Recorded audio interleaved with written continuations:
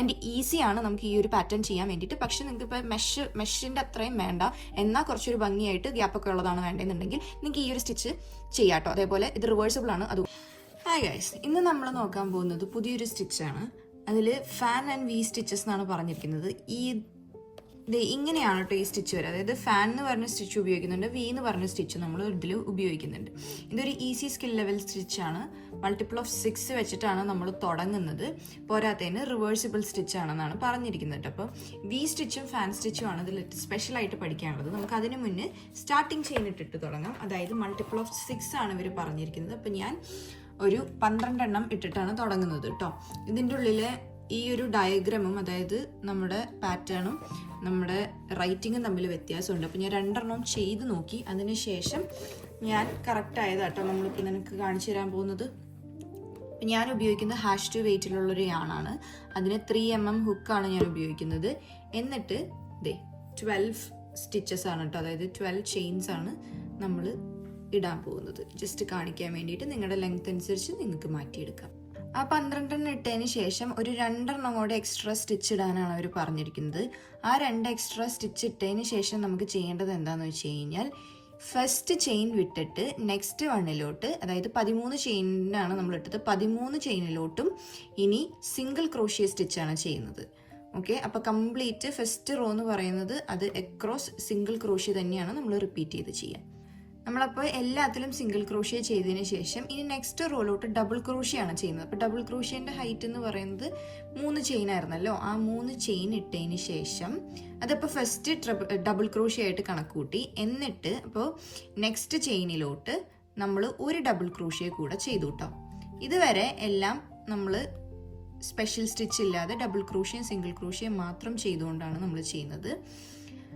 അതിനുശേഷം നമ്മൾ ചെയ്യാൻ പോകുന്നത്, ഇനി നെക്സ്റ്റ് ചെയിൻ സ്കിപ്പ് ചെയ്തിട്ട്, നമ്മുടെ നെക്സ്റ്റ് സ്റ്റിച്ച് സ്കിപ്പ് ചെയ്തിട്ട് അതിൻ്റെ തൊട്ടടുത്ത ചെയിനിലോട്ട് വി സ്റ്റിച്ചാണ് ചെയ്യുന്നത്. വി സ്റ്റിച്ച് എങ്ങനെയാണെന്ന് വെച്ച് കഴിഞ്ഞാൽ, സെയിം ചെയിനിലോട്ട് തന്നെ അല്ലെങ്കിൽ സെയിം സ്റ്റിച്ചിലോട്ട് തന്നെ ഒരു ഡബിൾ ക്രോഷ്യ ചെയ്യുക. എന്നിട്ട് 2 ചെയിൻ ഇടുക. പിന്നെയും സെയിം ഇതിലോട്ട് തന്നെ ഡബിൾ ക്രോഷ്യ ചെയ്യുക.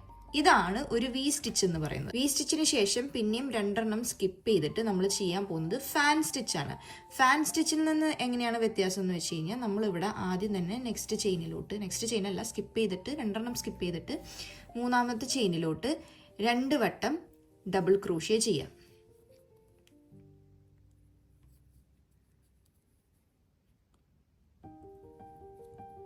അതിനുശേഷം ഒരു ചെയിൻ ഇട്ടിട്ട് പിന്നെയും 2 വട്ടം ഡബിൾ ക്രോഷ്യ ചെയ്യാം. ഓക്കെ,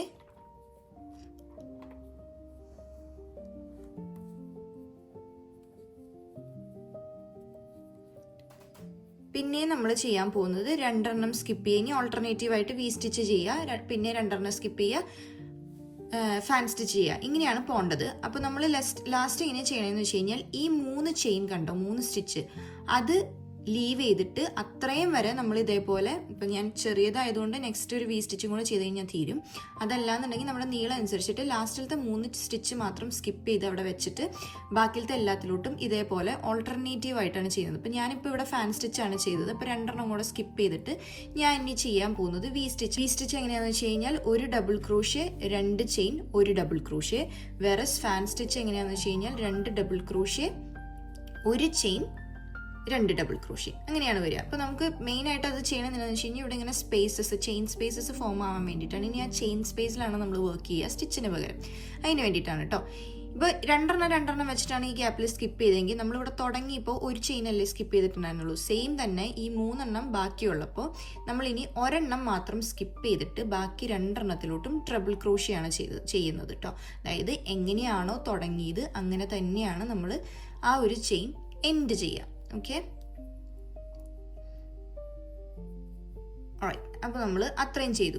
ഇനി നെക്സ്റ്റ് റോയും സെയിം ആണ്, പക്ഷെ നമ്മുടെ വ്യത്യാസം ഇനി എവിടെയാണ് വരണേന്ന് വെച്ച് കഴിഞ്ഞാൽ, നമ്മൾ ആദ്യം തുടങ്ങിയത് വി സ്റ്റിച്ചിലാണ് ഈ റോയിലെങ്കിൽ നെക്സ്റ്റ് റോ വരുമ്പോൾ, അതായത് ഓഡ് നമ്പർ റോ വരുമ്പോൾ ഇനി നമ്മൾ ചെയ്യാൻ പോകുന്നത് ഷെൽ സ്റ്റിച്ചാണ്, ഫാൻ സ്റ്റിച്ചാണ് നമ്മൾ അടുത്തത് ചെയ്തു തുടങ്ങുക. അപ്പോൾ fan stitch, V stitch, fan stitch, V stitch.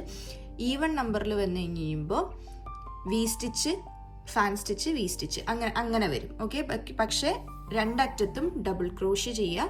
അതിൽ ഹൈറ്റ് തുടങ്ങാൻ വേണ്ടിയിട്ട് 3 ചെയിൻ ഇടുക. അപ്പോൾ ദേ ഇങ്ങനെയാണ് ഈ ഒരു പാറ്റേൺ കംപ്ലീറ്റ് ആയിട്ട് വരിക. അതായത് നിങ്ങളിവിടെ നോക്കിക്കഴിഞ്ഞാൽ നിങ്ങൾക്ക് മനസ്സിലാവും, ഇത് ഫാൻ സ്റ്റിച്ച്, ഇത് വി സ്റ്റിച്ച്. ഈ വി സ്റ്റിച്ചിൻ്റെ ചെയിൻ സ്പേസിലോട്ടാണ് നെക്സ്റ്റ് റോയിൽ പിന്നെയും ഫാൻ സ്റ്റിച്ച് ചെയ്തിരിക്കുന്നത്. അപ്പോൾ വി സ്റ്റിച്ച് എവിടെയാണോ അതിന് നെക്സ്റ്റ് റോ വരുന്നത് അതിൻ്റെ ചെയിൻ സ്പേസിൽ ഫാൻ സ്റ്റിച്ച് ആയിരിക്കും വരും. അപ്പോൾ ഒരു സിമ്പിൾ ആൻഡ് ഈസിയാണ് നമുക്ക് ഈ ഒരു പാറ്റേൺ ചെയ്യാൻ വേണ്ടിയിട്ട്. പക്ഷെ നിങ്ങൾക്ക് ഇപ്പോൾ മെഷിൻ്റെ അത്രയും വേണ്ട, എന്നാൽ കുറച്ചൊരു ഭംഗിയായിട്ട് ഗ്യാപ്പൊക്കെ ഉള്ളതാണ് വേണ്ടതെന്നുണ്ടെങ്കിൽ നിങ്ങൾക്ക് ഈ ഒരു സ്റ്റിച്ച് ചെയ്യാം കേട്ടോ. അതേപോലെ ഇത് റിവേഴ്സിബിൾ ആണ്, അതുകൊണ്ട് ഈ സൈഡും ഉപയോഗിക്കാം, ഇപ്പുറത്തെ സൈഡും ഉപയോഗിക്കാം. പിന്നെ കൗണ്ടിങ്ങിൽ വലിയ ബുദ്ധിമുട്ടുണ്ടാവത്തില്ല. ഫസ്റ്റ് 2 റോ കഴിഞ്ഞ് കഴിഞ്ഞാൽ ചെയിൻ സ്പേസിലോട്ട് തന്നെ കയറുന്നത് കൊണ്ട് നിങ്ങൾക്ക് തെറ്റിക്കാനുള്ള ചാൻസ് വളരെ കുറവായിരിക്കും. സിമ്പിളായിട്ട് ചെയ്യാൻ പറ്റുന്നതാണ്. ഇനിയിപ്പോൾ ബാഗിനോ അല്ലെങ്കിൽ ഒരു ഡ്രസ്സിനോ അല്ലെങ്കിൽ ബ്ലാങ്കറ്റിനോ ഒക്കെ ഇത് ഉപയോഗിക്കാം കേട്ടോ.